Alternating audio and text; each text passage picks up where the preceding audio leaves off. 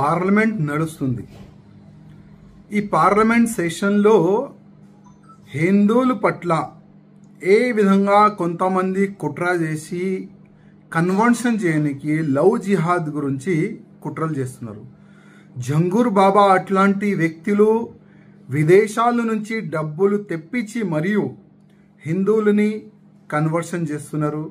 Love జిహాద్ చేసే వాళ్ళకి financially support చేస్తున్నారు. ఐఎస్ఓలకి ఫైనాన్షియలీ సపోర్ట్ చేస్తున్నారు.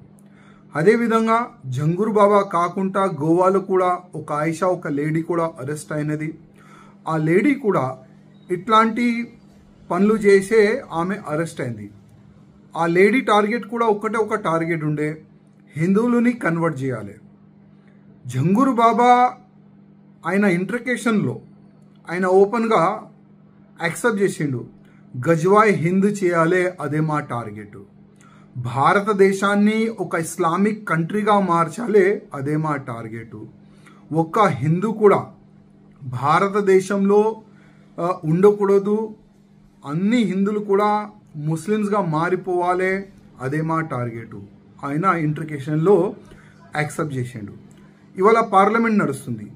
చాలా మంది ధర్మం పట్ల మాట్లాడే అట్లాంటి పార్లమెంట్ సభ్యులకి నా ఒక నివేదిక, మీరు ప్రధానమంత్రి మోదీ గారికి అమిత్ షా గారికి ఒక రిక్వెస్ట్ చేయండి, ఒక బిల్ పెట్టండి, ఒక కఠినమైన ఒక చట్టం తయారు చేయండి. ఎవరైనా హిందువులని కన్వర్ట్ చేయడానికి ప్రయత్నం చేస్తే ఆయనకి ఉరి శిక్ష పడే అట్లాంటి ఒక చట్టం తీసుకొని రండి అని మీరు ఒక బిల్ గురించి ఒక మంచి చట్టం గురించి మీరు నివేదిక చేయాలని ఆల్ పార్లమెంట్ సభ్యులకి నా ఒక నివేదిక.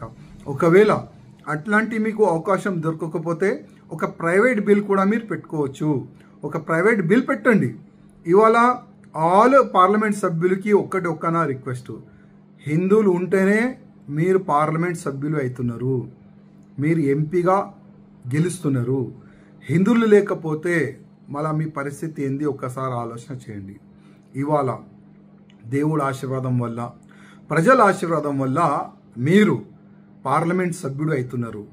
ఢిల్లీలో పోయి పార్లమెంట్లో దేశ రక్షణ గురించి, దేశం బాగుపడాలి అట్లాంటి ఒక మంచి ఒక పార్లమెంట్లో కూర్చొని మీరు చర్చలు చేస్తున్నారు.